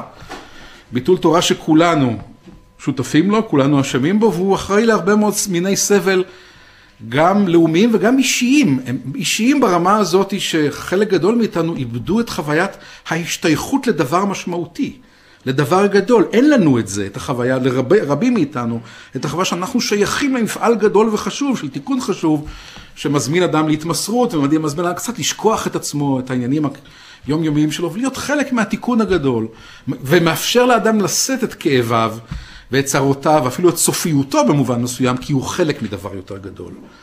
וכשהדבר הזה עובד, פתאום החיים האלה נהיים חד פעמיים, וכל רגע נהיה כזה נורא דרמטי, ואם נהניתי עכשיו, לא נהניתי עכשיו, פתאום השאלות האלה שאין להם פתרון, ורק מוליכים עוד סבל, הופכות להיות מרכזיות. המושג השלישי שמופיע לנו פה בדף, יסורים של אהבה, המושג, אמרתי לכם, המושג ניסיון המקראי, הידיעה הקשה ביותר ביחסים של האדם עם בוראו, הידיעה המזעזעת ביותר, המקביל, כבר הזכרתי, המקביל של המושג טראומה ופוסט-טראומה בשפה הפסיכולוגית, ובעצם הידיעה שאיננו יודעים שום דבר עליו. הידיעה המזעזעת שעם כל הטכניקות שלו וכל הטכניקות שלנו וכל השיטות שלנו, פתאום הכל משתבש. אל נורא עלילה. היא גם איזושהי ידיעה מזעזעת על חשיבותו המוגבלת של האדם. על חשיבותו המוגבלת של האדם, אפילו על חשיבותה המוגבלת של התרבות האנושית, של כל המפעל האנושי, על חשיבותו המוגבלת, היכולתו, על ידיעתו המוגבלת, זה משהו שהמודרנה בכלל מתקשה לדעת אותו לגמרי, מעלימה אותו לחלוטין. לדעתי, העיסוק יש היום עיסוק אובססיבי במחשבה הפסיכולוגית במושג טראומה ופוסט-טראומה. זה אופנות כאלה, כל עשור מסבירים את כל המצוקה האנושית בהסבר אחר. ההסבר הפופולרי היום זה הכל טראומה ופוסט-טראומה. הכל. טראומה ופוסט-טראומה. לפני 10 שנים הכל היה נרקיסיזם, ולפני זה היה משהו אחר. כל פעם יש איזו אופנה שמסבירה את כל הסבל האנושי בדבר אחד. אבל לדעתי יש פה משהו הרבה יותר עמוק. אכן, חלק גדול מהמצוקה האנושית נובעת מפציעות ישנות שיש לאדם, אבל המעבר למודרנה ולפוסט-מודרנה, עבדה לנו היכולת, בתוך טראומה אישית, בתוך פציעה אישית, החלק הכי מזעזע שלה זה לא השבר, זה לא הפגיעה האישית. החלק המזעזע ביותר שלה זה הידיעה על מצב האדם. הידיעה שזה מצבו של האדם. מה שהזכרתי קודם, אתם זוכרים את טוביה. טוביה יודע את זה. טוביה יודע שזה מצבו של האדם. הוא עושה המון תוכניות ושום דבר לא קורה. הוא יודע שזה מצבו של האדם. והאדם המודרני כבר לא יודע שזה מצבו של האדם. הוא בטוח שהוא מנהל את העניינים. הוא יעשה תוכניות והם יקרו. הוא ישאף לדברים והם יקרו. ולכן, כשהוא נפצע, כשפתאום קורית טראומה, בלתי צפויה, בלתי נשלטת, מפטרים אותו לא בגלל אשמתו, לא בגלל חטאו, אלא בגלל שככה, יש משבר כלכלי, או קורית מחלה, או אובדן קשה, או משהו מצער, או מזעזע מסוג אחר, יש שני שברים שהאדם נושא איתו. השבר הראשון זה כמובן הכאב האישי, על האובדן, על הפיטורים, על המצוקה הכלכלית, על המחלה שצריך להתמודד איתה, וכך הלאה. אבל השבר השני הוא שבר הרבה יותר גדול, ובו למחשבה הפסיכולוגית אין בכלל אופקים להתמודד איתו. השבר השני הוא השבר של האשליה על מצבו של האדם, על שליטתו של האדם. מה שנשבר באותו רגע, זו אותה אמונה שאנחנו בעלי הבית. אנחנו בעלי הבית, אנחנו מחליטים מה יקרה בעולם הזה, מה יקרה בארץ הזאת וכך הלאה. ואז ברגע הזה, אדם גם, ולצערי אני חייב להגיד את זה, מתקשה להיעזר, כי הבעיה היא שאלה שבאים לעזור לו, הם שותפים לאותה הם לא מוכנים להכיר גם בזה. הם מאמינים שאם רק מתכננים יותר, חושבים יותר, עושים משהו, מבינים את הגנטיקה, אני לא יודע מה עושים, איכשהו שולטים בזה בסוף. יש סירוב לקבל את מצבו של האדם, אותו מקום אמיץ מאוד שהספרות היהודית יודעת לקבל אותו, שזה מצבו של האדם. זה כמובן הניסיונות המפורסמים של המקרא. כולם רצים מיד לעקדה ולאיוב, אבל לדעתי אלה דוגמאות לא טובות כדי ללמוד את המושג ניסיון, כי הן קשות מדי. הניסיונות היותר טובים כדי ללמוד את המושג, כשאני מלמד את זה, אני מתחיל תמיד מהניסיונות של עם ישראל במדבר. שאלה ניסיונות שרוב בני אדם מכירים אותם. למשל, שצריך לעבוד 40 שנה לפני שרואים משהו. שצריך לעבוד המון שנים, ניסיון. יש דברים שאתה צריך המון שנים לעשות לפני שיש להם, אתה מגדל ילדים, המון שנים אתה משקיע, ויש קשיים גדולים, פתאום הם פורחים. הם פורחים בגלל מה שהושקע בהם בין השאר, כל השנים האלה, אבל ניסיון הוא להשקיע ולהשקיע ולהשקיע. או מפעל, או עבודה, או יצירה, או כל מיני דברים. אז זה סוג אחד של ניסיון. הניסיון השני שם עוסק באיסור לאסוף את המן, לאגור אותו, שהוא ניסיון מזעזע למין האנושי, כי אצלנו ביטחון בנוי על אגירה. אני בטוח, איך אני בטוח? כי אני מכיר יודע כמה יש לי בקרן פנסיה, כמה הבית שלי שווה, כמה האוטו שלי שווה, כמה זה שווה, כמה זה שווה, כמה חברים יש לי, כל מיני דברים. אגרתי כל מיני דברים, עכשיו אני בטוח. ואומרים לך, לא, אתה לא תאגור כלום, אתה כל יום מתחיל מחדש הכל. אין קרן פנסיה, אין כסף בבנק, אין בית, אין רכוש, אין כלום. ניסיון מזעזע, זה ניסיון לא לסמוך על ההגירה. יש שם עוד ניסיונות. אבל הם בעצם מתארים יותר אפשר להגיד, את הניסיון האנושי השגרתי, היומיומי, זה שאדם צריך לעמוד בו, הניסיון של העקדה, שגם הוא לצערי הלך לאיבוד לגמרי בייחוד בפוסט-מודרנה, הוא הלך לאיבוד, במודרנה הוא עוד היה קצת, בפוסט-מודרנה הוא הלך לאיבוד לגמרי. הניסיון של העקדה נראה לנו דבר נורא, הניסיון של העקדה זה ניסיון יומיומי בגידול ילדים. זה הרגע הזה שבו אתה אומר לילד בן 3, אין במבה לפני ארוחת צהריים, והוא מתחיל לבכות וליילל, ונותן לך הרגשה שהוא ימות, או לפחות ישנא אותך לתמיד. אין, אתה תאבד אותו, גמרנו, נגמרה האהבה, נגמר הקשר, נגמר הכל, ואתה אומר, אני מצטער, יש לי איזו מערכת ערכית כזאת שאומרת, שככה מתאפקים, לא מקבלים את זה. את הדבר הזה לא מקבלים. זה אותו מקום שבו האמת יותר חשובה, האמת או המערכת הערכית יותר חשובה מהרצון שלי להחזיק במשהו, במישהו. ואנחנו עוברים את זה כל הזמן, בקשרים זוגיים, בקשרים בני משפחה. הרגע שבו אתה עומד על איזשהו אמת שבו בגללה אולי תאבד דברים יקרים. וזה כמובן המופת של סיפור העקדה שהלך לנו לאיבוד. והניסיונו של איוב, ששוב, בניגוד למיתוס המקובל, איוב איננו טרגדיה. איוב הוא סיפור של שיקום מופלא.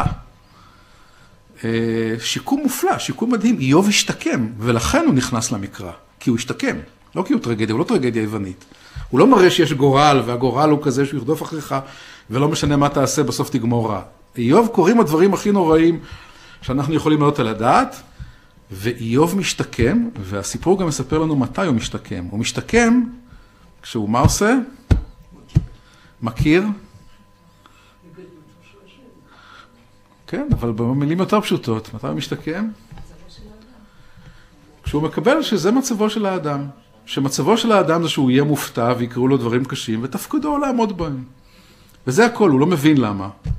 זה לא צודק, זה לא הגיוני, זה לא מוסבר לו, ותפקידו של האדם לעמוד בניסיונותיו. וזה בעצם הרגע שבו ניסיונות נפטרים, כשהאדם מסוגל לעמדה הזאת, שהוא מבין שהוטל עליו לעמוד בקושי הזה, והוא לא יקבל הסבר. במקום שהוא מוכן לקבל את זה שיש בעל הבית, וזה איננו הוא, והטיל עליו לשאת את הייסורים המאוד קשים האלה, במקום הזה פתאום הייסורים האלה מתחילים להיפטר. ועכשיו בעצם, עכשיו שיש לנו שפה בינינו, אנחנו כבר יודעים שאם רואה אדם שייסורים באים עליו יפשפש במעשיו, או יתלה בביטול תורה, או ידע שהם ניסיון, יש לו 3 אופציות. אני עכשיו הרי מדריך לפענוח הסבל האנושי, ואמרתי לכם כבר שהצעתי לכם את החטא לשאול כשאלה חופשית. מהו חטאי? לאו דווקא בהקשר של אידיאולוגיה חילונית דתית כזה אחרת, אלא משהו שמאפשר לראות את החטא, וגם לחדש את הקשר בין חטא ועונש. זה אגב משהו שהלך לאיבוד בעולם היהודי, אבל הוא יסודי למחשבה המקראית, ויסודי גם למחשבה המשנאית. רבי יהודה הנשיא אומר, הווי מחשב שכר עבירה כנגד הפסדה, והפסד מצווה כנגד שכרה. זה פרקטיקה של ייעוץ. זה מישהו בא לטיפול אצל רבי יהודה הנשיא, ואומר לו, אני מתלבט. רבי יהודה הנשיא אומר לו, רבי יהודה לא אומר לו, תעשה ככה או תעשה ככה, כי זה מדאורייתא או זה מרבנן. רבי יהודה הנשיא אומר לו, בוא נבדוק מחירים ורווחים. הווי מחשב שכר עבירה כנגד הפסדה. מה תרוויח, מה תקבל אם תיקח עליך את האחריות הזאת, מה תפסיד. והפסד מצווה כנגד שכרה. מה תפסיד אם תשתמט מזה, מה יהיה מחירו, מה יהיה העונש, מה יהיה החטא, ומה יהיה הרווח. זה פרקטיקה של ייעוץ שמשתמשת בחטא ועונש כמושגים פתוחים, הווי מחשב. הפרקטיקה הזאת הלכה לנו לאיבוד, ועכשיו אני רוצה להגיד כמה מילים כלליות על המושג הזה. קודם כל, ההבחנה הזאת, אמרנו שיש לנו עכשיו אפשרות להשתמש בחטא ועונש כמושגים פתוחים, וגם להבחין בין חטא שהוא חטא ספציפי, חטא שהוא חטא של השתמטות כללית, שתוצאותיה הם במעשה מסוים, וניסיון. כמה מילים ככה ברמה הפוליטית-חברתית, אם אנחנו משתמשים בכלים האלה, כמה מחשבות, ושוב, כדי להיות טוב עם שני הצדדים, נתחיל בשמאלנים. החטא הגדול, הבלבול הגדול הזה, הנושא שאני עוסק בו כרגע זה הבלבול בין חטא וניסיון. בין עונש וניסיון בעצם. הקושי הגדול להבחין בין השניים. אנחנו כל הזמן מבלבלים בין השניים. השמאל הישראלי, אני אגיד ככה, הניסיון ההיסטורי שיש לנו כנראה, הוא אותו ניסיון שיהושע בן נון עומד בו, ולא הורישה מהר על עמי הארץ, שצריך לעמוד במאבק קשה כדי לקיים את התנועה הציונית. אנחנו עומדים בו כבר 100 שנה, אנחנו לא יודעים אם ייקח עוד 30 שנה, עוד 100 שנה, עוד 50 שנה. מי שלא מוכן לעמוד בניסיון הזה, פשוט לעמוד בזה, צריך לעמוד בזה. מי יודע כמה זמן צריך לעמוד בזה? זה קשה, זה גובה מחיר יקר, זה דורש מאיתנו התגייסות ארוכה, צריך לעמוד בזה. מי שלא מוכן לעמוד בניסיון הזה, יקרא לו חטא. ואז יגיד, מה חטאנו? שאנחנו לא נחמדים מספיק לצד השני, לא מדברים מספיק, לא מתגייסים מספיק, וכך הלאה. זאת אומרת, המושג ניסיון יהפוך להיות חטאי. החטא, הבלבול החרדי האופייני, המקום שבו אני מוצא את זה הרבה, זה המקום שבו הגבר החרדי מסביר למשפחתו, או לאנשים שמדברים איתו, למה הוא חי חיים כל כך קשים מבחינה כלכלית, כל כך מייסרים, במצוקה כלכלית כל כך קשה. וההסבר העיקרי שלו יהיה לזה, זה ניסיון. זה ניסיון מאת השם, בוחנים את אמונתי, האם אני יאמין למרות שאין לי כלום, ולמרות שהחיים קשים מאוד, ואנחנו נגיד לו, אדוני, זה לא ניסיונך, זה חטאך. חטאך, חטא נורא פשוט, אתה לא עובד ואתה לא מלמד את בנך אומנות, כמו שהגמרא מצווה אותך. כיוון שאתה לא עובד ולא מלמד את בנך אומנות, אתם נידונים לחיי דלות. זה לא ניסיון, זה חטא. והקלקול השלישי, שבטח יהיה פה פחות פופולרי מהשניים הראשונים, לפי סוג הכיפות שאני רואה פה על הראש, זה הבלבול הזה שקשור בהתנחלות, חוסר היכולת לשאת את האפשרות שאולי בורא עולם בזמן הזה לא רוצה לתת לנו את כל ארץ ישראל. הוא רוצה לתת לנו, אבל לא את כולה, מסיבות שאיננו מבינים, מסיבות ששמורים מחוכמתו הגדולה, וכיוון שאנחנו לא מוכנים לעמוד בניסיון הזה, אנחנו נקרא לכל משהו שלא אוחז בכל פיסה של ארץ ישראל, בכל מחיר חטא. זה לא חטא, אפשר שזה ניסיון. אפשר שזה ניסיון שנצטווינו עליו. ברמה האישית והמשפחתית, אני מוצא המון בלבולים כאלה, בין השניים בעיניי הם אחראים לכמה ממיני הסבל הקשים ביותר שאני מכיר. שני הדוגמאות ככה שגרתיות שעולות בראשי, עבדתי פעם לפני שנים במרפאה הפסיכיאטרית בהדסה, ואני זוכר שהגיעה משפחה עם ילד שהפך את בית הספר, ילד בן 6.5 שהפך את כיתה א'. בית ספר לא מוכן להחזיק אותו יותר, שלחו את ההורים לטיפול, ואני שואל את ההורים, איך אתם מבינים מה שקורה ליוסי? וההורים אומרים, הוא תמיד היה כזה. מה זאת אומרת, הוא תמיד היה? הוא בן 6.5, כמה הוא הספיק כבר להיות. הם בעצם אומרים זה ניסיון. זה ניסיון, ככה, הילד הוא כזה. ואנחנו מציעים להם את האפשרות שזה לא ניסיון, אלא יש פה חטא. מישהו לא קיבל, מישהו ציפה מהילד הזה לגדל את עצמו. אני אגב, כשראיינתי את ההורים האלה, ושאלתי אותם איך מתנהל הדיון, פסרו לי שמקשקשים, ילד מקשקש על הקירות, הורס את הבית, עושה מה שהוא רוצה, ואמרתי, האם אתם אומרים לו שאסור לקשקש על הקירות? אז הם אומרים, הם אמרו לי, אנחנו לא עושים דברים, הם אומרים פוסט מודרנים, אנחנו לא עושים דברים כאלה, אנחנו משוחחים איתו. אנחנו מביאים לו ספרים, אנחנו דנים בערך של השמירה על הבית, אנחנו רוצים שזה יבוא מתוכו, שהוא ירגיש, שהוא יזדהה עם זה, אנחנו לא רוצים לכפות, אנחנו לא רוצים להיות שיפוטיים, אנחנו לא רוצים לכפות עליו, כי אז יהיה לו פציעה לנפשו הרכה, אם נגיד לו שאנחנו לא, אצלנו בבית לא מקשקשים על הקירות. אז זה המקום שבו מבלבלים חטא, זאת אומרת, להורים האלה יש חטא גדול מאוד, הם לא לוקחים את התפקיד ההורי. משהו בהם מסרב לגדול לתפקיד של הורים, ולכן הם מצפים שהילד יגדל את עצמו באיזשהו אופן, ולכן לחטאם הם קוראים ניסיון, זה ניסיון, זה ככה. ככה הילד הזה תמיד היה, הוא לא היה. ההיפוך של המקרה הזה, זה שוב מקרה הגיע למרפאה, אמא לבן בן 17, שאומרת, חושבת שמשהו נורא קורה בבית, הילד הנחמד שלה, שתמיד היה קרוב אליה ושיתף אותה בהכל, ותמיד עשה את כל מה שביקשו ממנו לעשות, פתאום קודם כל לא משתף אותה בכלום, היא לא יודעת שום דבר על עולמו, הוא מסרב להגיד לה מה קורה בעולמו. ב' הוא מסתובב עם אנשים שהיא לא יודעת אפילו מי הם, היא לא מכירה אותם, היא לא יודעת אם היא סומכת עליהם או לא סומכת עליהם, וד' הרבה פעמים הוא לא עושה את מה שאומרים לו. והיא בטוחה שהיא עשתה משהו מזעזע, שיש לה חטא, היא שואלת, מפשפשת במעשיה, מה עשיתי? היא שואלת, האם עשיתי מעשה נורא? האם אנחנו עושים מעשה נורא? והתשובה היא כמובן, שמה שקורה לילד הזה קוראים לו התבגרות. זאת ככה נראית התבגרות. אחד המבחנים הראשונים שלה זה הבעלות על האינפורמציה. עד עכשיו כל מה שקרה לי היה גם שלכם, ומעכשיו כל מה שקורה לי הוא שלי. אני אפילו לא אספר לכם. אני זוכר שביתי הגדולה הייתה בגיל הזה, 15, איפה את?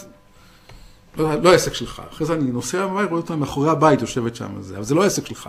למה זה לא עסק שלך? כי אני הבעלים של האינפורמציה הזאת ולא אתה. אני הבעלים של החיים שלי. אז בעצם התבגרות היא ניסיון. פתאום הילד המתוק והנחמד הזה משתף אותנו בפחות דברים, פתאום יש לו בחירות של חברים וחברות שהם לא דווקא תמיד הטעם שלנו, ופתאום הוא לא מסכים לחלק מהדברים שאנחנו אומרים לו.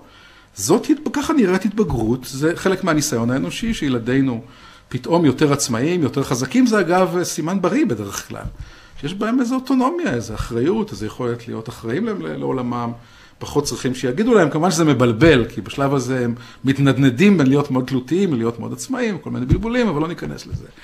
אבל זו דוגמה הפוכה, שבו כשאין את השפה הזאת, ויש ניסיון, קוראים לו חטא ותוהים על החטא. מה עשיתי נורא? איזה דבר נורא? היא לא עשתה שום דבר נורא. הילד מתבגר והילד מבקש. עכשיו אני רוצה, כדי לסכם את הנושא שלנו, אני אספר לכם 3 סיפורים מתוך תוכניתנו, 3 מקרים שעבדנו איתם לאחרונה, שבהם ההבחנה הזאת היא בין יפשפש במעשה ובין יתלה בביטול תורה ובין יסורים של אהבה, היא הבחנה קריטית. היא בעצם מכוונת אותנו כל פעם להסתכלות אחרת או למימד אחר של הבנה. זה אגב יסודי לדרך, התחלתי וסיפרתי לכם קצת על התוכנית שלנו ואני אסיים בזה, על הדרך שבה אנחנו אומרים, אלה השאלות שאנחנו שואלים את תלמידינו.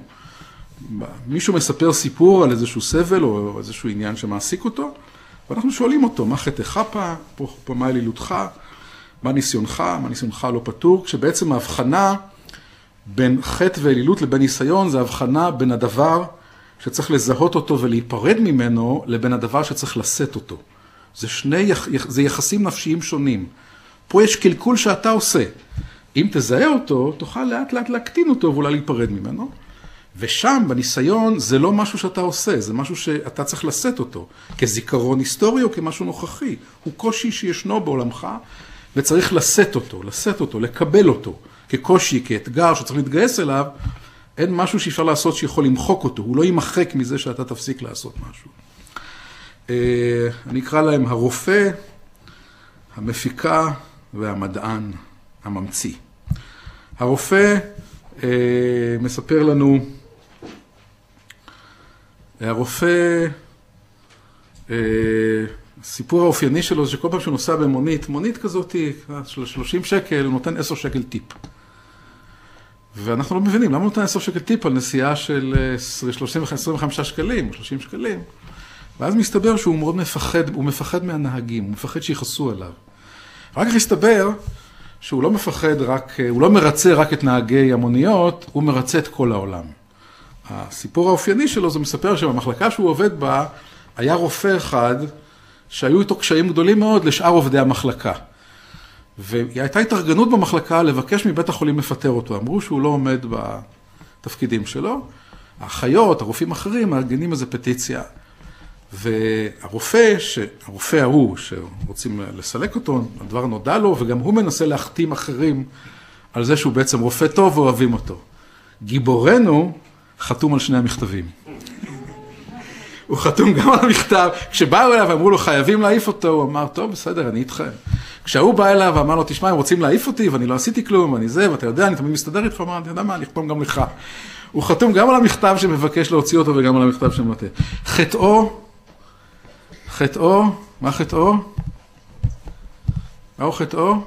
איך נקרא לחטא הזה? ריצוי, הוא מרצה, הוא כל הזמן מרצה, הוא מרצה את כל העולם סביבו. הוא לא רוצה עימותים, יפה מאוד, הוא רוצה להימנע מכל עימות, הוא לא יכול לשאת שום עימות הוא לא יכול לשאת, הוא לא יכול לגבש דעה ולהסתכן בזה שיהיה בצד הזה או בצד הזה, והוא לא יכול להסתכל בזה שמישהו לא יאהב אותו פה, הוא צריך להיות אהוב כל הזמן. האליל שלו זה קשה, אז אני אגלה לכם, אבל הוא מנוהל מול איזשהו אל רע, אל מפחיד, יש איזה אל רע שם, שהדרך לא לגעת בו, אל רע עובדים אותו בהיפוך, על ידי זה שמרצים אותו כל הזמן. על ידי זה שמונעים אותו, הוא כל הזמן, זה הסיבה שהוא זורק 10 שקלים בכל נסיעה. הוא מפחד כל הזמן שיהיה איזה משהו רע, יהיה איזה עימות, יהיה משהו מפחיד, ואז הוא כל הזמן מרגיע. עד כאן, האלילות שלו, הוא מנוהל מול הדבר הרע, והוא עובד אותו על ידי ריצויו. ניסיונו הלא פתור זה כמובן חוזר לסיפורים של עברו, אבל גם לסיפור שחי בו היום. הוא קורבן, הרופא הזה הוא קורבן של התעללות קשה מאוד בילדותו. התעללות מרושעת. ובפנים ישנה אימה גדולה מאוד. זה ניסיון לא פתור, זה לא חטא וזה לא עבודת אלילים. זה זיכרון שמדי פעם עולה. כשהוא עומד פעם אחת מול הרופא ופעם שנייה מול הצוות במחלקה, הוא מאוים, הוא מרגיש פחד. עוד רגע המפלצת הרשאית הזאת תצא ותתעלל בי. עכשיו, כדי לפתור את ענייניו, הוא צריך לעשות שני דברים שונים. להכיר בזה שחלק מניסיונו, מהניסיון שניתן לו על ידי בורא עולם, זה זיכרונות קשים ומזעזעים. זיכרונות מפחידים. זה ניסיון, ואת הניסיון הזה צריך לשאת, אין לו פתרון. צריך להגיד אגב, שכשנושאים אותו הוא קטן לאט לאט. כשמוכנים לשאת אותו, להבין שיש בי זיכרון כזה, ומדי פעם הוא עולה בי, כשיש אפשרות של אלימות או אפשרות של קונפליקט, עולים בי זיכרונות כאלה, ואני מבוהל מאוד, ואז אני נוטה לרצות. במקום שהוא מוכן להכיר בזה, זה פחות ינהל אותו. אז זה הבחנה, המקום בין הניסיון שצריך לשאת אותו, לבין החטא שצריך להיפרד ממנו, לפרוש ממנו. הדוגמה השנייה, נקרא לה המפיקה. המפיקה היא בחורה נאה, נחמדה, בת 37 ורווקה. אני מציין את נאה ונחמדה כי זה חלק מהתהייה. למה היא רווקה? היא נורא רוצה להתחתן, היא נורא רוצה ילדים. וזה נראה, לא מתקבל לדעת, היא גם נאה והיא גם נחמדה, היא אדם שמאוד נעים להיות איתו. אתם בוודאי מכירים אותה בכל מיני גלגולים שלה, והתהייה שלה ושל הסביבה הזה, למה היא לא מצליחה למצוא בן זוג? היא גם, היא לא רק נאה ונחמדה, היא גם מצליחה מבחינה מקצועית, יש לה עבודה, והיא מרוויחה טוב, יש לה המון חברים, והיא בת 37 והיא רווקה. כשאנחנו מנסים לברר אגב, הדרך לברר את האלילות זה למצוא את האידיאולוגיה של החטא. החטא שלה זה היא תמיד דואגת, היא תארה לנו את זה בכל מיני רגעים, היא אמרה לנו שהיא תמיד חונה עם הפנים החוצה מהחנייה, כדי שהיא תוכל לצאת מהר. היא אף פעם לא צריך לקחת אותה לשום מקום, היא תמיד יוכל להגיע לכל מקום לבד, זה גם בחור שיוצאת איתו. מאחורי החטא הזה, החטאים האלה ישנה אידיאולוגיה, ישנה השקפת עולם שנקרא לה אני האוטונומית. זה אגב השקפת עולם אלילית שמאפיינת יפים מודרניים מצליחים. אני האוטונומי, אני שיכול לספק לעצמי את הכל לבד. זה השקפת עולם. זאת אלילות. זאת אומרת, זה איזושהי פנטזיה של אדם שהוא כמו בורא עולם, הוא לא צריך שום דבר, הוא יכול להסתדר לבד. והיא מטפחת אותה גם כלכלית, גם חברתית, היא תמיד עצמאית, היא תמיד יכולה לעשות את הכל לבד. יש בזה כמובן חלקים טובים מאוד, צריך להגיד, אבל כשזה מגיע לקשר זוגי, חסר פה משהו. השניים האוטונומיים האלה שנפגשים לדייט, חסר איזה דבק שידביק ביניהם, כי מה שלא קורה, הם לא נזקקים אחד לשני. הם נורא עצמאיים שניהם, הם נורא חזקים שניהם. הם יכולים בכל רגע לקום וללכת, וסופו של התהליך שמישהו בסוף קם והולך. כי מה שלא נוצר זה המקום הזה שבו אני לא יכול בלעדייך ואני לא יכולה בלעדיך. הרגע הזה לא נוצר. למה הוא לא נוצר? כי הוא נגד האידיאולוגיה, הוא נגד ההשקפה האלילית. ועכשיו אנחנו מבררים למה היא לא יכולה להזדקק. וכמובן שהתשובה היא שוב חוזרת לאיזשהו ניסיון קדום של בית. זאת ילדה שהייתה מגיעה הביתה בגיל 6 לבד הביתה. ההורים עבדו, לא היה להם זמן. אף אחד מההורים לא היה בבית. מגיל 6 היא לבד בבית. כשבעצם ההורים העלילו את הילדה האוטונומית. אמרו, וואו, איזה גיבורה היא. תראו, היא הייתה גיבורה. מגיעה הביתה בגיל 6, עושה לעצמה אוכל, מסתדרת לבד, לא מתקשרת, לא מטרידה אותנו, לא מבקשת כלום. היא למדה לא להזדקק, היא למדה להיות, זה מקור כוחה, וזה גם מקור חולשתה. אבל במילים אחרות, כאשר בתוך קשר עם בן זוג משמעותי, עולה רגע של הזדקקות עמוקה, של רצון נורא גדול, שהוא יטפל בי, יקשיב לי, יהיה איתי, ישמור עליי, היא רואה את זה כחולשה מזעזעת, שאסור לה להיות שם בכלל, אסור לה להיות שם. ואז במקום לשאת אותה, ולשאת כמובן את הסיכונים, יש סיכונים, כשאתה זקוק למישהו, יש סיכונים, הוא יכול להשתמש בזה, אתה יכול להיפגע, מה לעשות, זה מצבו של האדם. היא לא יכולה לשאת את המקום הזה בכלל, היא דואגת להעלים אותו לחלוטין, ומשהו יסודי חסר. אז שוב, הקלקול שם, אם להמשיך את מה שלמדנו מהסוגיה היום, זה להיפרד, להכיר את הרגעים של העללת האוטונומיה, עבודת האוטונומיה, צריך להגיד, לפשפש במעשיה ולזהות את הרגעים האלה, ולשאת את הניסיון הלא פתור, את המקום שבו אימת ההזדקקות עולה בה ומשתקת אותה. והדוגמה השלישית, ובה נסיים, הממציא. הממציא הוא מדען שעובד על המצאה גדולה מאוד, שאולי תעשה שינוי גדול בעולם, ויש לו התקפי חרדה קשים מאוד. והאלילות של המדען, מה הוא מעליל? שהוא יכול? מה הוא יכול? זה שני וריאנטים, אני הכל יכול, אני הדגול, אני הולך לשנות העולם, ויש גם איזו העללה של ההמצאה. הוא כל כך יצירה, הוא מעליל את היצירה. היצירה הזאת תשנה את הכל, תפתור את הכל, לי, לעולם, לכל העולם. היצירה, הוא כל כולו עסוק ביצירה הזאת. כמובן שהעונש של החטא הזה, זה שהוא יש הזנחה גדולה מאוד, הזנחה של עצמו, של גופו, של מצבו הנפשי, הוא לא מקשיב בכלל לפחדים שלו, לדאגות שלו, כל הדברים האלה לא קיימים שם. והניסיון הלא פתור, היסורים של האהבה במושגים של הסוגיה, שניים אני אזכיר כאן במקרה הזה. אחד כמובן זה הניסיון של האחריות לעצמו, של הטיפול בעצמו, של ההכרה במצוקתו, בשבריו, בכאביו, בייאושיו, בחרדותיו, הוא לא נותן להם מקום בכלל. יש משהו עוד יותר מזעזע מבחינתו, כיוון שהוא עוסק בהמצאה שתשנה את העולם, עוד ניסיון מזעזע זה ההכרה ברגילותו.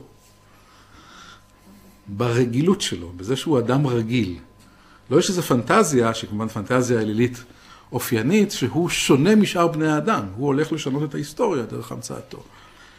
ורגילותו הפכה להיות מושא. זה אגב אחד האלילים המודרניים וגם הפוסט-מודרניים הנפוצים ביותר, המיוחדות שלנו. ההנחה שכולנו מיוחדים, והקושי לראות את הרגילות שהייתה פעם ערך גדול מאוד. הגיבור הרוחני של התנועה הציונית קרא לעצמו אחד העם. כמו כולה, אחד מהחבר'ה בשפה שלנו. אני רגיל, הוא בעצם אמר על עצמו, אחד מהרגילים. וכשבעל ספר התניא צריך לבחור כותרת משנה לספרו, אז הוא כותב ספר לבינוניים, או לרגילים בשפה שלנו. וכשביאליק מציב את אחד מדמויות המופת שלו, אז איך הולך השיר הזה? יהי חלקי עמכם. יהי חלקי עמכם, דמות המופת שלו זה האנשים שלא התפרסמו. ענבי עולם, האנשים הרגילים, אנשים שאין להם שום צורך להמציא שום דבר גדול, להוכיח, לכתוב את שמם על שום דבר, ששמם יהיה לאיזו יצירה גדולה או בניין גדול וכך הלאה. זה משהו שהיה פעם חלק כמובן מהעולם הערכים היהודי וגם עולם הערכים הציוני, והלך לנו לאיבוד לגמרי. זה עוד קלקול גדול מאוד, וזה נסיים של המחשבה הפסיכולוגית, שעוסקת הרבה מאוד בקלקול הנרקיסיסטי. נאמר, כשהזכרתי לכם את התקופה שעבדתי במרפאה הפסיכיאטרית של הדסה, ושם כמעט כל פציינט שהגיע אלינו, לא משנה איזה הבחנה נתנו לו, בסוף כתבנו שיש גם קווים נרציסטיים. יש לו גם קווים נרציסטיים, בסוף כל אחד קיבל את זה. קווים נרציסטיים זה אומר שהוא חושב, איזו מחשבה גרנדיוזית על עצמו, על יכולתו, על גבורתו, על ערכו, משהו מהסוג הזה. הבעיה היא שהמחשבה הפסיכולוגית אין לה בעצם תרופה לקווים הנרציסטיים.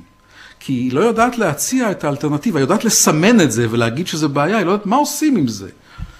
ובמקום של עולם הניסיון העברי, אחד הדברים שהוא מכוון אליו זה ידיעת חשיבותו הבינונית של האדם.